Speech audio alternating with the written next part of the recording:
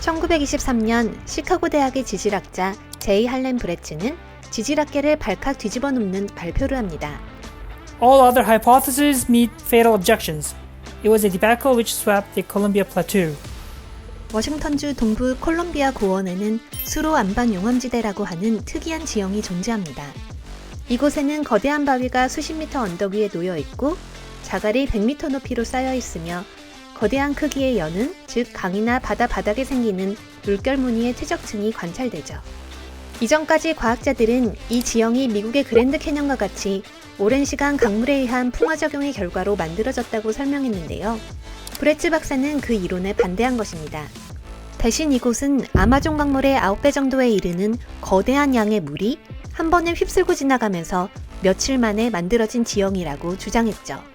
이러한 브레츠 박사의 주장을 다른 학자들은 터무니없는 가설이라고 비판했습니다. 하지만 이 말도 안 되는 가설은 훗날 유럽 그리고 화성의 지형을 설명하는데 결정적인 이론으로 작용하게 됩니다. 18세기 이전 지질학에서는 격변설, 즉 현재 지구의 모습이 지진이나 화산 같은 급격하고 파괴적인 변화들에 의해 형성되었다는 이론이 주류를 차지하고 있었습니다.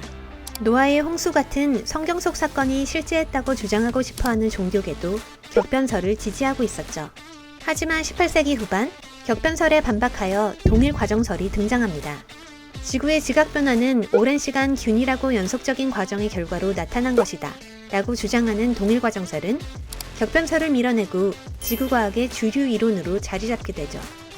엄청난 양의 물이 한 번에 흘러 며칠 만에 거대한 지형을 만들었다고 하는 브레츠 박사의 주장은 이 동일과정설에 절대적으로 반하는 것이었습니다.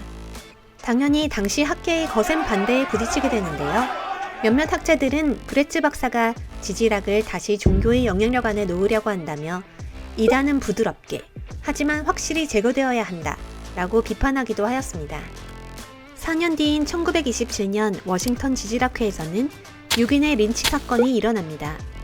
학회장에서 6명의 학자들이 브레츠 박사를 둘러싸고 예정이 없던 토론을 하며 대홍수설을 공격한 것이죠.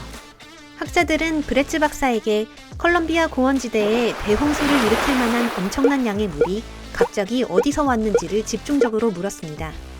질문에 제대로 된 답을 할 수 없었던 브레츠 박사는 이후 몇 개월간 우울증에 시달리지만 포기하지 않고 물의 기원을 찾기 위한 연구에 매진하게 됩니다.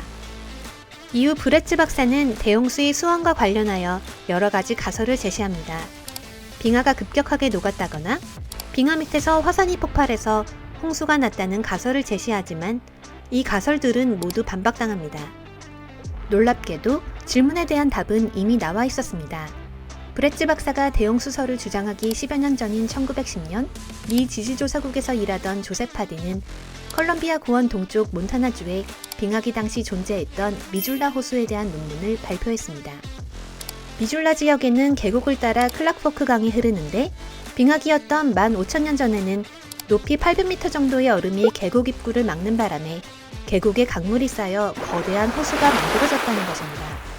이 미줄라 호수는 깊이 1400m에 유량은 2100 세제곱킬로미터로 우리나라 최대의 호수라는 소양호의 700배가 넘는 어마어마한 양의 물이 들어있었다고 하죠. 파디는 브레츠 박사에게 미줄라 호수와 컬럼비아 고원 대홍수와의 연관성을 연구해보라고 조언했지만 브레츠 박사는 이 조언을 심각하게 받아들이지 않았다고 합니다. 시간이 흘러 어느덧 1940년 몇몇 지질학자들은 브레츠 박사의 주장을 끝장내기 위하여 학회를 개최합니다. 오랜 논쟁에 지친 브레츠 박사는 참석을 거절하죠. 대신 은퇴를 앞둔 파디가 학회의 마지막 연사로 나서게 됩니다. 파디는 미줄라 호수에 대한 자신의 1910년 논문으로 이야기를 시작했습니다. 이어서 미줄라 호수의 물이 많아질수록 입구를 막고 있는 얼음에 더 큰 압력이 가해졌고 얼음막의 아래쪽에 미세한 균열이 점점 확장되어 어느 순간 샴페인 뚜껑이 열리듯 얼음마개가 단번에 밀려나면서 호수 밖으로 엄청난 양의 물이 쏟아져 나갔다는 것을 설명합니다. 파디는 쏟아져 나간 물이 어디로 향했는지 말하진 않았지만 얼음막의 너머에는 컬럼비아 공원이 있었다는 것을 모두가 알고 있었죠. 오래된 논란에 비로소 마침표를 찍는 발표였습니다. 오늘날 시뮬레이션에 따르면 미줄라 대홍수에는 하루에 최고 1440세제곱킬로미터의 물이 흘렀다고 하는데요. 이것은 전 세계 모든 강의 물을 합한 것보다도 15배나 많은 양입니다. 미줄라 호수의 물은 엄청난 속도로 쏟아져서 48시간 내에 호수가 거의 다 바닥났다고 하는데요. 이 엄청난 양의 물이 최고 높이 300m, 최고 속도 시속 100km로 몬타나주로부터 워싱턴주까지 1000km가 넘는 거리를 휩쓸고 지나갔다고 합니다. 이 물이 흘렀던 드라이폴은 기네스북에 역대 있었던 가장 큰 폭포로 기록되었을 정도죠. 후속 연구에서 대홍수는 한 번이 아니라 2000여 년에 걸친 빙하기 동안 여러 차례 일어났다는 점도 밝혀집니다. 홍수로 미줄라 호수의 물이 빠져나가고 난 후 얼음마개가 다시 생성되고 강물이 쌓여 다시 거대한 호수가 생기고 그 압력으로 얼음이 녹으면서 또 다른 대홍수가 일어나기를 수십 번 반복했다고 합니다. 강이나 호수의 물길이 얼음으로 막혔다 터져나오며 홍수가 나는 일은 오늘날에도 아이슬란드나 러시아 등지에서 종종 일어나는데요. 특히 2001년 러시아에서는 레나강의 하류가 얼음으로 막혀 상류 지역에 대홍수가 일어나자 러시아군이 전투기로 강의 하류를 막고 있는 얼음을 폭격하여 강의 수위를 낮췄다고 합니다. 미줄라 대홍수는 이후 다른 연구들에도 영향을 줍니다.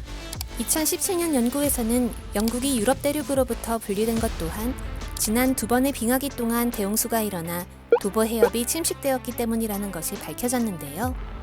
도버 해협의 해저 지형이 미줄라 대홍수 지역과 아주 비슷하다는 사실이 이를 밝혀내는 데 결정적인 역할을 하였죠. 화성에서도 에리스 밸리스나 에커스 캐스마와 같이 워싱턴주의 수로 안반 용암지대와 유사해 보이는 지형이 여러 발견되는데요. 과학자들은 이 지역들에도 과거 커다란 홍수가 일어났을 것으로 생각하고 있습니다. 특히 1997년 화성 탐사선인 패스파인더호는 이 중 하나인 에리스 밸리스에 착륙하여 이 지역의 암석들을 채취하기도 하였죠. 브레츠 박사의 대홍수설 이후 격변설은 동일과정설과 어깨를 나란히 하는 지구과학의 기본 이론으로 받아들여졌고 이후에 나올 소행성 충돌에 의한 공룡 멸종과 같이 지구 환경의 급격한 변화를 주장하는 가설들이 좀 더 쉽게 받아들여질 수 있게 하는 발판이 됩니다. 1979년 97세가 되던 해 브레츠 박사는 지질학자에게 주는 최고의 상인 펜로즈상을 받습니다. 1970년대에 인공위성 사진으로 여러 결정적 증거들이 나오면서 미줄라 대홍수설이 부정할 수 없는 완전한 정설로 받아들여졌기 때문이죠. 펠로즈상을 받던 날 브레츠 박사는 이렇게 말했다고 합니다. All my enemies are dead, so I have no one to gloat over. 드라이폴 앞에 있는 그의 기념비에는 그의 굴하지 않는 의지를 찬양하며 이렇게 적혀 있다고 합니다. 세상에 처음 나온 아이디어는 비웃음과 혐오를 사게 마련이다. 사람들은 자신들이 믿던 질서가 위협받는 것에 괴로워한다. 온 세상이 당신을 반대하는 것처럼 보인다면 그건 당신이 그 길을 처음 걷고 있기 때문일지도 모릅니다. 영상 마음에 드셨다면 구독, 좋아요, 알림 설정 부탁드려요.